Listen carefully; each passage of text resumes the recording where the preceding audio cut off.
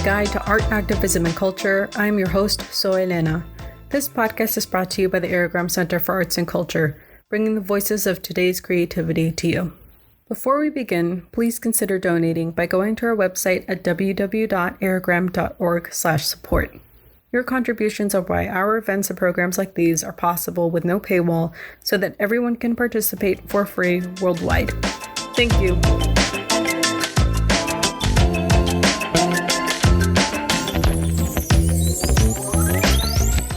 Today's topic, investing in what change looks like. Joining me is cultural consultant and educator Lauraberth Lima. With over 12 years of experience, Lima has worked with the Wellcome Trust, Art 21, Visual AIDS, MoMA PS1, with a focus on intergenerational engagement, LGBTQ2SIA+, gender representation, youth engagement, and health equity, and is a founding member of the Love Yourself Project in New York City, and a member of the Committee to Empower Voices for Healing and Equity. Lima is currently a faculty member at New York University's Museum Studies program and at Bard Prison Initiative. Thank you, Lauraberth, for joining me. I'm really excited to be featuring you on the Aerogram Center's podcast. You're a very special guest for me because you are also my professor. Thank you for having me. Can you introduce yourself? Yes, of course. My name is Lauraberth Lima. My friends and family just call me Laura, like Turn the Music Laura. I identify as a queer, non-binary femme. I accept they and she pronouns.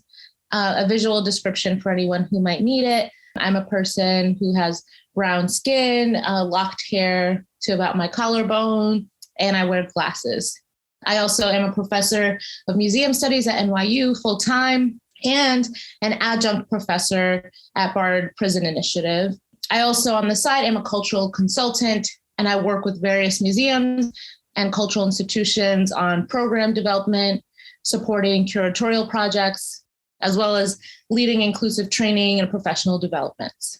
Yes, and I have invited you because I've been taking for the past 4 months your class on museum ethics. And I think that this is a really important time in museums who are now having to address their colonial frameworks and practices. But I think because ethics is such a broad term, I was hoping to invite somebody to be able to kind of distill what that means and what that looks like. In your opinion, what are the main ethical issues in museums today? Yeah, that's such a great question. And I agree with you. It's one of the leading conversations that we're having in the field at this moment. Ethics loosely refer to a branch of knowledge to deal with morals, right? To deal with principles. And that reflects how we govern ourselves in institutions. That can also extend to a person's behavior and just in general, any activity that's happening in a space. As you mentioned, cultural institutions and museums developed alongside colonialism, really harmful foundations. Also, they developed alongside, the boom of industrialization, as well as medicine and science, which led to the roots of museums, as far as we know in a Western sense, or the sense that we're referring to in the 19th and 20th century, really classifying humans, human bodies, human remains, human experience in general. And this kind of foundation led to the perpetuation of false facts of science, which also include racism, eugenics, etc. Museums also developed alongside heteronormativity and really participating in what it means to have a family structure or to, express oneself's identity, or also the ways in which, as communities, we're allowed to represent ourselves in these spaces. Museums also developed alongside the idea of class and gatekeeping and barriers. And most importantly, knowledge production and material culture, which all of was looted. Museums were founded through the stealing of objects and subsequently stealing culture. And so when you have that foundation, right, it calls into question, who are these spaces for, right? If we're founded on all of these kind of racist, homophobic, classist principles, who are these spaces for? And we know that it is typically upper class, white elite, right? And these issues persist today. We continue to see colonialism and white supremacy play out in museum spaces. And unfortunately, this is directly linked to power power for a certain group of people and lack of agency for another group of people. So the response from the field right now is that museums and cultural institutions are attempting to correct these past wrongs that are well documented, that we know happened, that we know traces continue to be part of the field and the practice today. Some of these responses are calls for accountability. Some of them are open letters from community members or activist organizations. And several institutions are doing a great job of really listening, but some responses fall short and are performative. Some institutions don't really know where to begin, while others are sort of in their research phase of trying to develop actionable plans. But right now we're in a unique moment of seeing a variety of responses to these ethical issues, and really wanting to move forward as a field and say we've been operating through governance that's really harmful for a very long time. And if we say we want to reach communities, we need to kind of rethink how we're, modeling that behavior from within, right? It's not enough to be performative. What does that actually look like in the museum? Yeah, that's incredibly poignant. Is what does it look like to share power, especially around knowledge?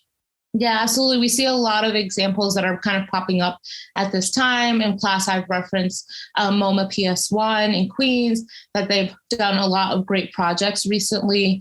More notably, the exhibition Art in the Age of Mass Incarceration that was curated by Dr. Nicole Fleetwood. And we saw that exhibition extended who gets to display their work in a museum. And so that work celebrated the artworks of artists who both have been incarcerated and some who have not, but perhaps had family or have family who are in contact with members who have been incarcerated or in the communities that are affected. And thinking about, the foundation of museums, classifying, looting, demanding what culture should be. And now we have major shifts where people who are deemed sort of the underdogs or the people who are powerless in these spaces or who are not represented actually being celebrated and given a perspective. And so that's a really good example of sharing that power and sharing that agency by, I don't want to say allowing, because that still implies that the museum has the power, but sharing that space, right? And it was not just the exhibition, it's also the programming around it, working with different organizations that work with incarcerated or previously incarcerated people to support them in getting back on their feet, right? And having them come to the museum and perform and share their work. That's beyond a one-off program, right? That's continued community. So it doesn't look like just doing the one exhibition, right? Or the one program. It looks like building relationships that continue to grow and evolve. And again, that's just one example, but to your point, we're not sure what that will look like for these institutions. We have to watch, right? Because it's not enough to do a couple exhibitions or programs. It's about that institutional change, because we know it's really at the root a governance issue. And so we have to see if this change is long-term or sort of performative responses to calls from the public. We'll see. At this moment, I sense the pandemic from 2020 now into 2022, that there has been a massive social shift. And we are seeing museums at a crossroads on how to communicate with non-traditional museum goers because they don't see themselves represented. So how would you explain these issues for the general public to understand in a way that engages them? Yeah, that's a really good question. So what I'm hearing is how to communicate with the public, but also engage them to be, in community with us in these spaces. So much of my work and my museum career has really been around community engagement. So whether it's the Brooklyn Museum or the Museum of the City of New York, or even a small stint that I had at the Whitney Museum, my work has been engaging family audiences. And so, that's a really intergenerational space, right, of thinking about the needs of different demographics, age levels and backgrounds and cultures. So I've thought about this a lot. How do we welcome audiences in museums and talk to them about these topics in a way that feels authentic and that they really want to engage with us? What we really need to do is break down those barriers, right? Because there's an extreme barrier between the public that wouldn't be a typical museum goer and the museum. They don't see the museum as a space for them. There's a lot of barriers around price points to even engage the space. They're not necessarily enough programs that might be relevant or familiar to them. When I think about engaging them, I honestly start with the museum, right? I start with the museum because what we have is a museum problem. And unfortunately, we're at a point in culture where if there's an issue, it tends to be the blame on sort of the victim, right? Like if that person didn't wear this, that wouldn't happen to them. Or if this person didn't do this, if they were just respectable, the cops wouldn't have engaged them, right? I think about that framework with museums. People often blame the public for not going, but I start with the museum, right? So how do we make that building and that space accessible, that huge, scary space that people don't want to go to? How do we find key staff that are working in the spaces that reflect the communities we aim to engage, right? And this is not about like tokenizing staff and being like, hey, like you're this culture, can you help me engage this culture, right? It's more about seeing like what staff reflect those values, because not everyone in the museum is there, right? So you have to find your people. Who wants to do this work with you? Who are your comrades in the museum that want to make that shift? And then do that internal work to make a program safe. When I was working at the Museum of the City of New York, we had the exhibition Gay Gotham. One of my colleagues, Stephen Veeder, and I were really pushing for all gender bathrooms. Like we knew that we were going to be welcoming audiences that typically hadn't come to the museum for this particular type of exhibition. So we needed to think about what does it look like for them to be safe and not policed in the space, right? So I start always with what is the museum? What does the museum have going on? If I want to engage certain communities, what needs do they have? And how does that need to be addressed within the space? So that's one. Two, then I would engage the public. And whatever engagement I'm offering, whether it's a conversation or coming to a program, it needs to be based on mutual exchange, right? A lot of times museums just start this work and then they think, oh, well, I'm going to welcome people and I'm doing them a favor because they're coming to the museum. Or maybe I have some refreshments and they're going to come. And they might find they're disappointed if people don't come. So what does that mutual exchange really look like, right? What's valuable to that community? What would make it reasonable for them to want to come to the museum space? So it has to be culturally relevant. And again, those barriers I talked about can't be up. They need to be broken down and very clearly communicated in whatever marketing is happening. And then the biggest thing that I talk about with this engagement is familiarity, right? That reason to be there. Who's that point person, right? Are you having a special speaker or event or a cultural program? Is there a stakeholder from the community who they trust that's going to be the bridge? It might take that extra level of work to, find a stakeholder who will be a bridge. A good example that I have of this is the organization called Cool Culture. And what Cool Culture does is they work with different communities, oftentimes non-native English speaking communities, sometimes immigrant communities, to have a point person to bring an entire group to the museum. So they're not traveling alone. And so it doesn't feel like a scary new experience because they have someone who's kind of like guiding them through the process. And then what we find is that through having someone guide them to the space, then they're not so scared of it anymore, right? Then this like big scary space isn't something that they don't understand. It's something they're familiar with, and they're more likely to become repeat visitors. That's engaging the public. The third thing I would say is, as I mentioned before, go beyond the one-off program. It can't be that you're just inviting a group of people for a conversation to talk about restitution, right? It needs to be an investment in that community that is continuous, that creates a pathway that people want to come back, right? So that interaction has to be somewhat transformative and safe. And then you want to cultivate relationships with people, right? So those are my strategies. Start with the museum, engage the public truly where they're at with familiarity, and then go beyond the one-off program. And then once you've done those things, then you can start to have those real dialogues around these harder topics that you want their input in, but we're speaking different languages, right? So how do you create that common language?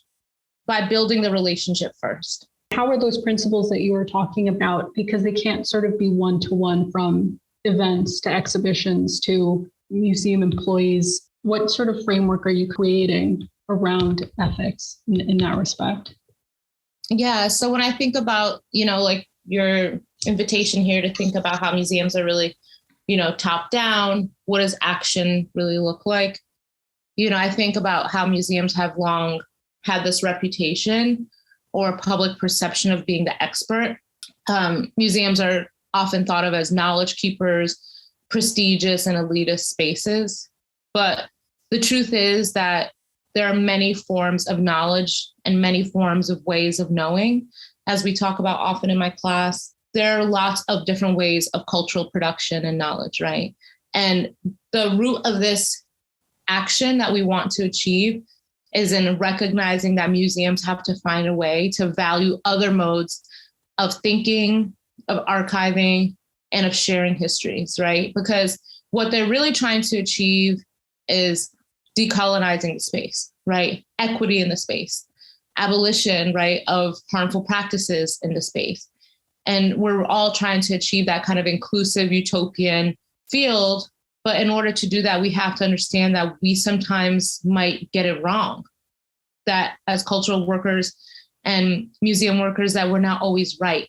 In order to practice the values that museums would like to achieve, they have to be willing to accept that a shared agency is the only model around this, to try new ways of thinking and to share power.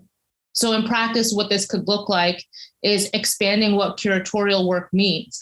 We know that curators have great power in taking care of the objects, selecting the objects, determining what an exhibition theme is going to be, what's in the exhibition, what group of people are represented, and that's power, right? Because you're sharing that currency of cultural capital and also financial capital. But that needs to be broken down, and that needs to be in concert with the communities you're engaging, right? It cannot continue to be that the curator is the expert. We know that curatorial practice is also linked often to higher education, having a master's or a PhD, experience in the field. These are extremely hard things to achieve, especially for working class people, especially for people at the margins, for BIPOC, queer folks, right? There are very low rates of people achieving the curatorial level. However, these museums are gatekeepers of knowledge. That structure needs to be rethought and reworked. It also looks like expanding what board structures look like. If you have people who are funding a space but don't necessarily understand the communities you're aiming to engage, that is a huge disconnect. And so we all know the age-old issue of having trustees that are problematic on your board, but wanting to kind of fawn and keep them because they keep the institution afloat, right? So if that needs to happen, what can an advisory board look like? What can another board look like? What are new creative structures that we can create that maybe one board is a funding board and one is actually driving the ethical vision of the institution, right? But those can't be the same because that's a direct conflict of interest that continues to plague our field. And then we have to be able to evaluate our own unethical histories. We talk about them regularly. BIPOC talk about this all the time. We talk about it in my classes, that this has to be a larger desire for every institution to really want to investigate what wrongs have happened in the past in order to develop an action plan to address the deep-rooted unethical governance of these institutions. We just saw that Harvard University had an evaluation to kind of develop an understanding of their roots and their responsibility in slavery, right? And through that report, they developed an action plan. Some of it was about reparations and money. Other practices were around the ways in which spaces and buildings would be used. Others were around values and behavior, right? So as museums, we should be doing the same thing. I'm not saying that the Harvard approach is perfect. There are definitely some critiques there, but we need to be able to look at our past wrongs and develop strong, concrete, actionable steps for how we move forward. It's not enough to just write a statement on the website. It's not enough to just do some PR move, right? Or just one exhibition.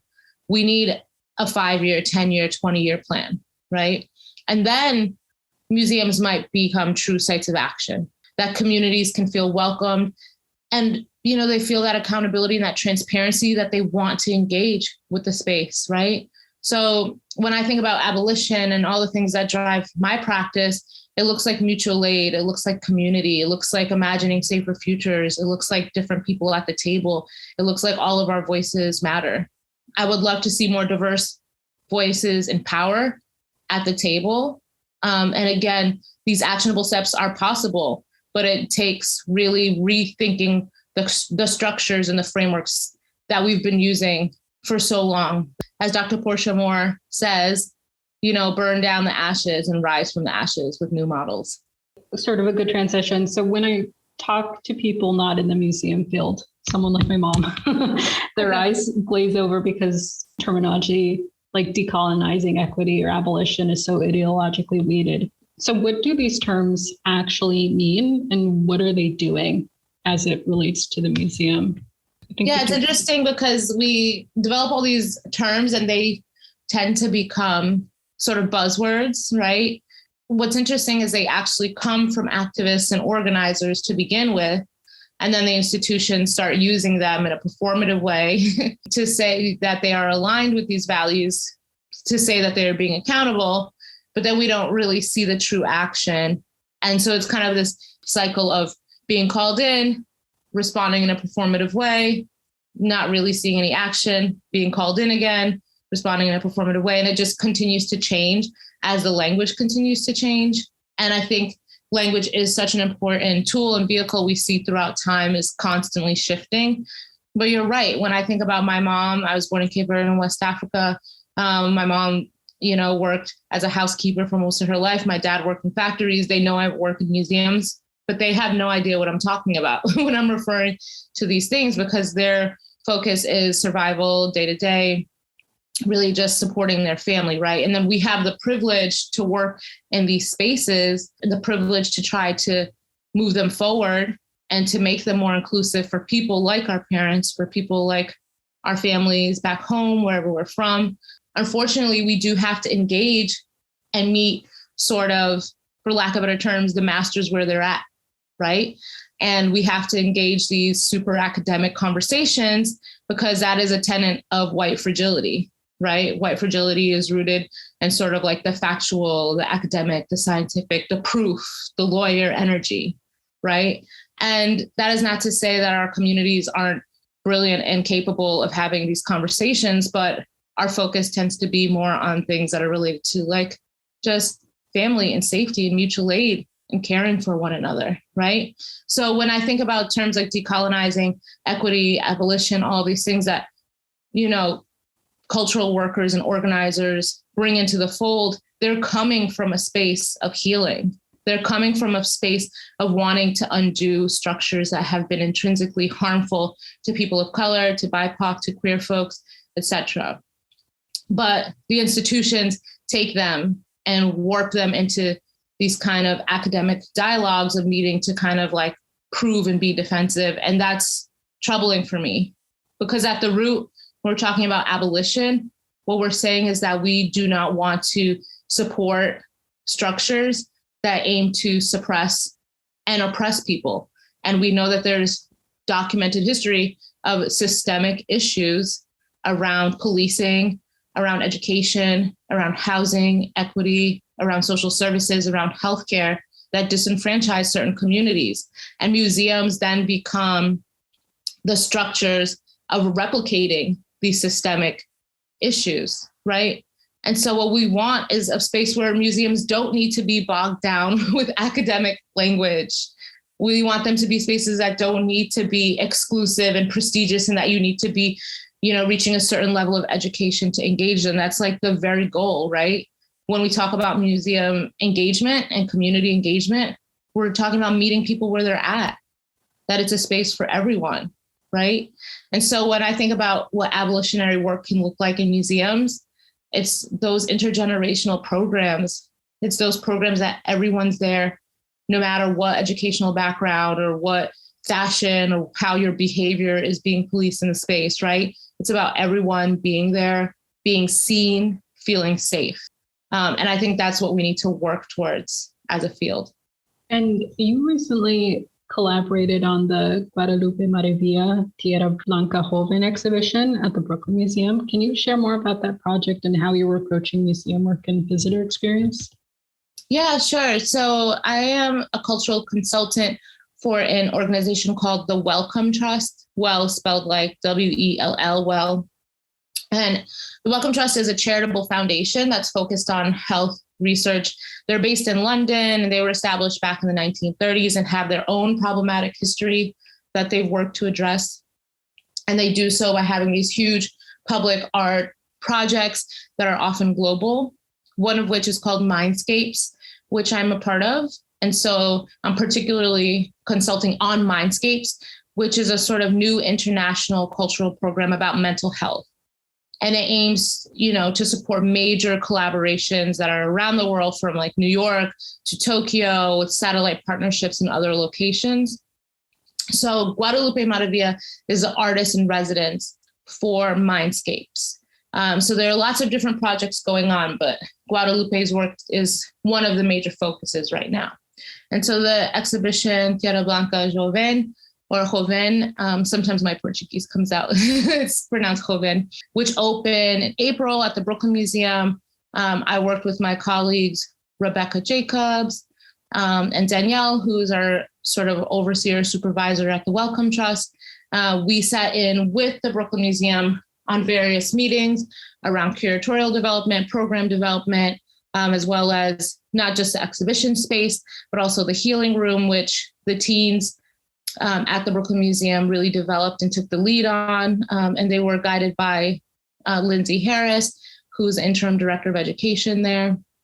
And so my role was really just stepping in on those meetings, supporting any way that I could, but also really helping to develop the programming.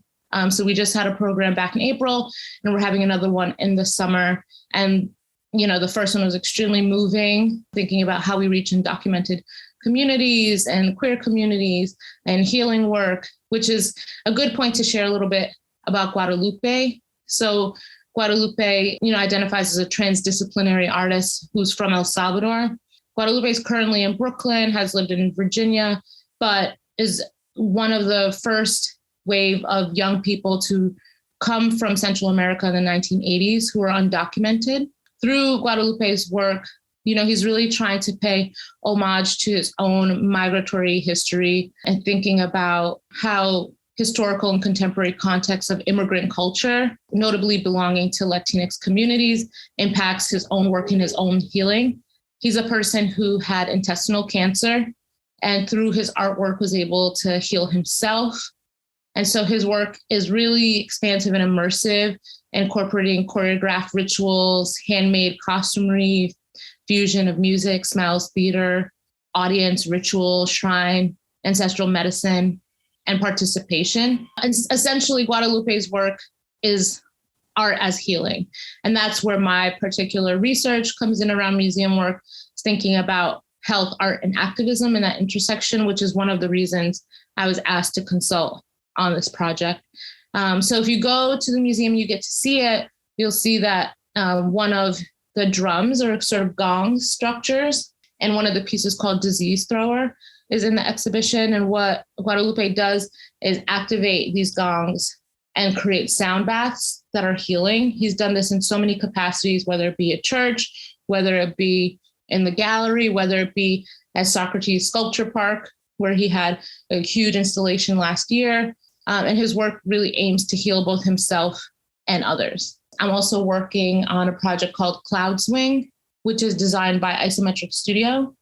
And so the Cloud Swing is an accessible swing that has spaces for people with both manual and powered wheelchairs to swing, as well as people with larger bodies to just think about body inclusivity.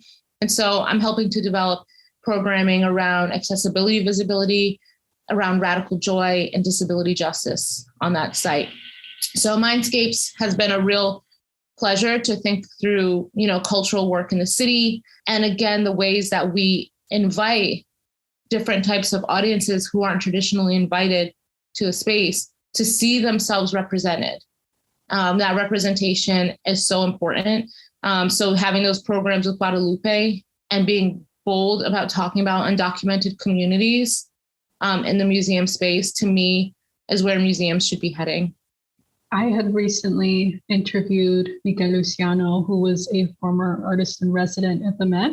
He explained an initiative that he started creating element t-shirts and that would go towards a Latinx fund. And so I'm interested in how artists are pressuring the museum to make actionable change because they have that in. But you also have organizations like Decolonize This Place or Strike MoMA that have been challenging the frameworks of museums. And I'm seeing more pushback.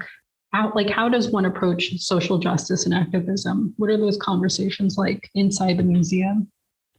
Yeah, I think that's such an important question because we're at the point in history where being complicit is not really an option. As we've seen through the movement, museums are not neutral, right? Even if you're not saying something, that's choosing a side. So I think the first thing, if you're a person who's wanting to engage social justice and activism within the museum, if your museum isn't already doing it, and they should be, it's to understand your why. So first, you need to consider your own positionality. What are points at which you're oppressed and points at which you have privilege, and understand the topics that you're trying to engage and understand your why. Why do you want to be engaged in social justice? Not to say like you shouldn't, but to understand your intentionality behind the decisions and your approach, right? Are you doing this for self-advocacy? Are you doing this for solidarity with another group? Or are you doing it for both? For example, as a Black person working in museums, I definitely am always advocating for Black Lives Matter to be a reality in institutions, but I also stand in solidarity with Asian lives. I also stand in solidarity with disabled lives, et cetera, right? And I also have intersectional identities where I advocate for Black and queer people as a queer person, right? So you need to understand your why. Are you doing self-advocacy, solidarity work? And the reason you need to be able to parse the difference is because then you can consider your how, right? Because if you're a person who's doing solidarity work, you might want to be strategic and not taking up too much space, right? Whereas if you're doing self-advocacy work, you also need to navigate the reality of maintaining your position in the institution while also understanding your rights and advocating for those. So once you've understood your why, then you can consider your how. So you have to start where you're at, right? What is your institution landscape? What is safe and what is not safe in the space for you?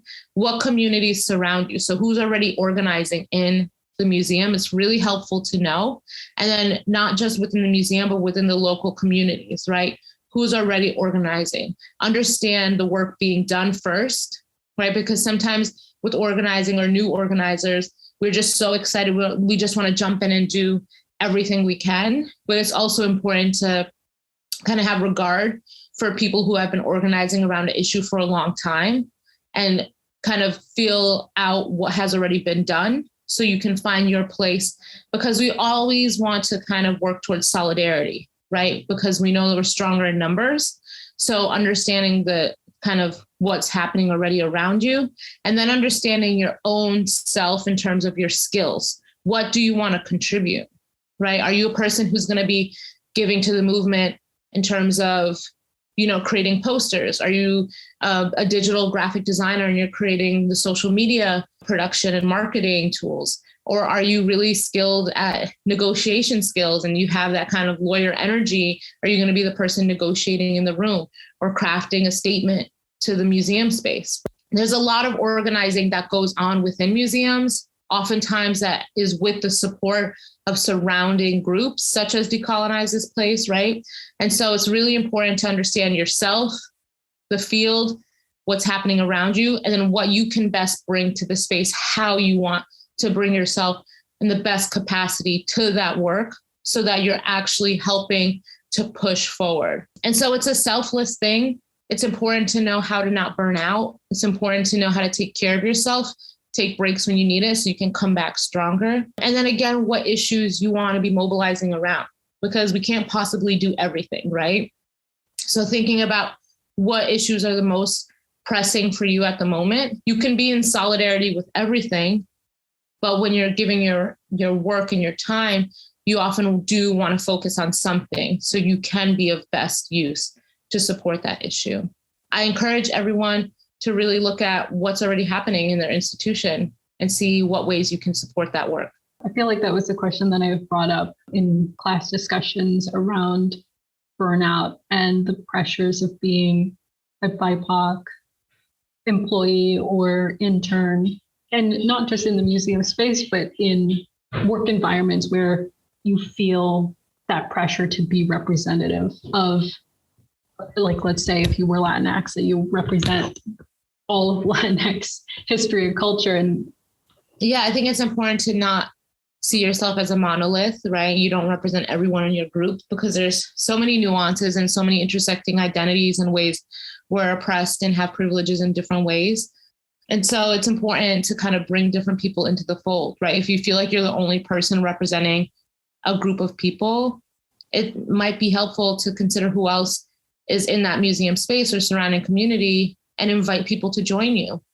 They might not know the work that's happening and they might want to participate, but it's about welcoming people and inviting them, understanding if they can't or they don't have the capacity, or if it's not safe for them, right? Not shaming people if it's not safe for them. Maybe they really need their job and they can't risk, being fired, or maybe they haven't come out yet, right? And so maybe you can assume they're a queer person, but maybe they're not out and it's not safe for them to be yet, right? So respecting when people can't be in solidarity visibly, but also being brave enough to reach out and ask for that support, right? And to, again, just like really hone in on those who are already doing the work. But it's so important to share it, because the responsibility can't be on one person. And it is unfortunate that those who are in power in the institution, the decision-making power, the fiscal power, are often the ones who need the educating. And then those who are making less money, who tend to be the frontline workers, who tend to be forward-facing visitor service, education staff, et cetera, are often the people of color, right? And are often the ones who do the educating in the institutions without compensation, right? Because you're doing the work to advocate for yourself, for others like you, and for future museum professionals, and you're not being compensated for organizing, right? Organizing is a very selfless thing to do. So it's a balance of not wanting to speak for everybody that's like you, but also wanting to stand up for people who are like you, and also taking care of yourself, right? So you have to be really intentional, right? It's not just jumping in. It's not just going to marches, and, it's not just writing a rash letter to the institution. It's really finding that solidarity and being strategic about your approach and taking care of yourself along the way. do you think that because people who are in positions of power have that academic knowledge, and so therefore they are in a position of power, where people who are kind of kept in lower positions, so like education department or more people of color, do you think that that's because sort of like a difference in culture and ways how people approach community? Yeah, I think that people in power in museums, it's definitely linked to their education level. I think it's definitely linked to nepotism, right? People who like have, a friend or a cousin that they're helping to get a job, or maybe even if it's not nepotism in a personal sense, but it's like maybe went to the same university, or you have a positive bias towards someone who's like you. That's typically how we've seen most fields work up until this point in history, that we've been calling out, racism, classism in most work fields, right? And so it tends to be that people of color are in the education positions or the visitor services positions that pay less and that have less power, not because they're not qualified, not because they might not even be educated, but because they're less likely to have that cultural capital of a network. It's very hard to get into a museum position, period, especially one such as curatorial or development or those higher paying positions, right? You have to have the experience, and you have to have, in their terms, the pedigree. And how do you get access to that at this point in history? We know is linked to prestigious education, not just education. We know it's linked to certain social groups. We know it's linked to certain culture. And like you're mentioning, also behavior, right? This idea of like code switching, and the performance of whiteness, right? And how much proximity does a person have to whiteness in extremely white spaces, right? That's still playing out in these institutions. And so what we're starting to see is more people of color, more people with braids in their hair who look different, more trans bodies taking up positions of power. But again, they still continue to be at this point in history, the firsts, right? This museum hires their first Black woman director, or this museum hires their first trans this and that, or the Met hires their first Native American curator, right? We're still in the age of firsts, and that's very sad, right? And so we need to get to a place where we're valuing humans for all their rich identities and cultures and contributions that are not linked to power and prestigious education, but linked to the things that we say we value, right? And so that shift is starting to happen, but it's one that's happening slowly, unfortunately.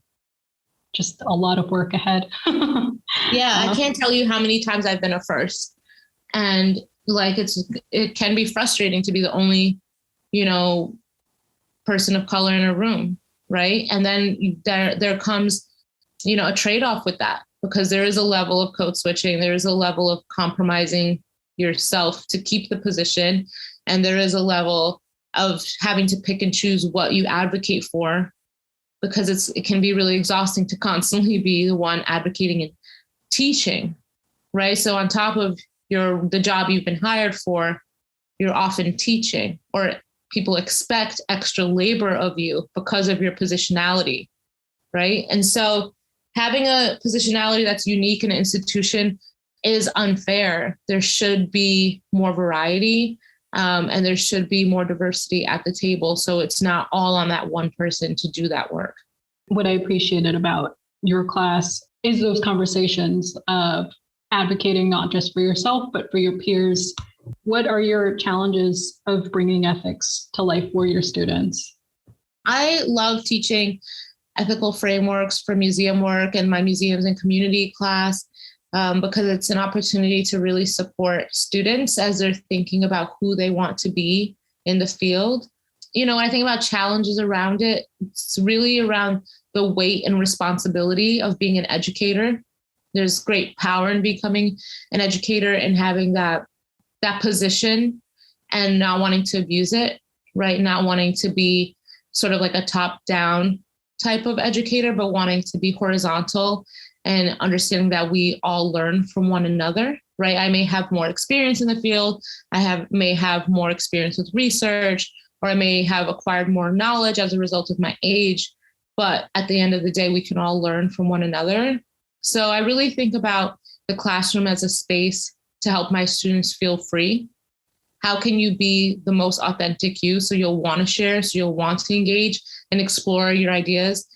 How safe do you feel to make mistakes, right? To play with your thoughts and ideas and your development without feeling shame as you're learning. I think about preparing my students for not only the world, but their careers and also this particular field. So that means equipping students with the best tools to succeed in this field. And success for me is not about kind of meeting the needs of, those old ethical frameworks we talked about, but actually how they feel safe to be in their skin, in their intersectional identities in the field, right? So tools for me look like, how do you advocate for yourself? How do you understand the history so you can understand where the field should be going in the future? How do you understand the landscape of activism that's happening in advocacy so you are empowered to know what you deserve and what your rights are? And how do I help you develop your confidence so that if a space is not for you, you have the confidence to say no, or you have the confidence to stand up for yourself, or you have the confidence to say, maybe something else, right? Maybe I'm going to try another job, right? And so this field has functioned so much off of, well, you don't get paid enough, but you should feel so lucky to work here. You should be so lucky to be around these objects and this history and this prestigious culture, and the trade-off is sort of clout, right? And what I say is that's not enough, right? Actually, the field is really lucky to have you, because we're at this critical crossroads of change. And the younger generations have invested in what change looks like. So you're actually all the next generation, you're the asset, because you're the ones who have the frameworks and the language and the energy to come in and kind of rework and reshape these structures. So for me, it's how do I support my students to see that, to see their brilliance, to see what they have to offer and to value themselves while also navigating, being diplomatic and being true professionals and developing their skills and professionalism, right? Some things that I think about are Bell Hooks, who's given us so many amazing, tools for how to teach through either teaching community or teaching to transgress. But one quote that I like is, engaged pedagogy does not seek to simply empower students, right? Any classroom that employs a holistic model of learning will also be a place where teachers grow and are empowered by the process. So I see my classroom as the community, right? I see my classroom as the mutual aid where we're learning structures of sharing with each other, helping each other, and a space where you can be real. You can have bad days. You can be burnt out and communicate it. You don't have to perform a false toxic positivity. You can be who you are and show up, and that I will welcome that. So yeah, teaching is a very special gift and level of power that I take seriously. And ultimately, I want my students to feel free. Well, do you have any final thoughts or announcements you would like to make? The last thing that I'll say is that the field is changing. There's a lot of shifts happening, particularly around ethics. And I hope that folks who are in the field will be engaged around that and be part of the future. And rather than digging heels into the governance of the past, right? So I hope that we will move together towards safer futures where everyone can see themselves reflected and represented on the walls of museums, and where everyone can walk through the space without feeling policed, and where everyone can walk through the space and feel it's truly for them. And that's why we stay in this field, as problematic as it may be, because we believe in culture and we believe in preserving it and sharing it. And we believe in those safe futures for everyone in these spaces. And Zoe, I want to thank you for having me today and for this wonderful opportunity to be in dialogue with you and your generation, your class. You're also brilliant, and I can't wait to see what you will all do.